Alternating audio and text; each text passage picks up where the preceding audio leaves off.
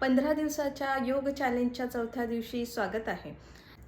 चला तर आज आपण करूया पाठदुखी आणि कंबरदुखीसाठी 3 प्रभावी आसने.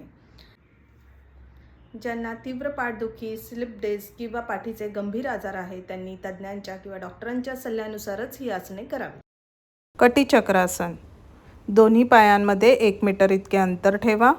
डावा हात उजव्या खांद्यावर, उजवा हात पाठीच्या मागे आणि आता श्वास सोडत शरीर मागे वळवा. मान मागे वळवून पहा आणि परत श्वास घेत मध्यभागी या. आता दुसऱ्या बाजूने हीच क्रिया करा. अशा प्रकारे 10 ते 12 वेळा करा.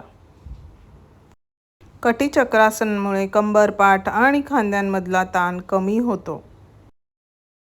मणका लवचिक राहतो आणि रक्ताभिसरण सुधारते. दुसरं आसन म्हणजे शशांकासन. वज्रासनात बसा. दोन्ही हात वर करा आणि हळूहळू खाली येत कपाळ जमिनीला टेकवा. ह्या स्थितीत 30 सेकंद राहा. शरीर पूर्णपणे सैल सोडा.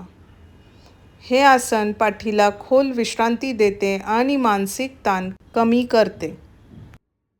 आता तिसरे आसन मार्जरासन. वज्रासनामध्ये बसा. चारही हातापायांवर या. श्वास घेताना पाठ खाली झुकवा, छाती पुढे घ्या आणि दृष्टी वर ठेवा. श्वास सोडताना पाठ गोल करा, हनुवटी छातीला टच करा. श्वासाच्या लयीत ही हालचाल 6 ते 7 वेळा करा. हे आसन शरीर लवचिक बनवते.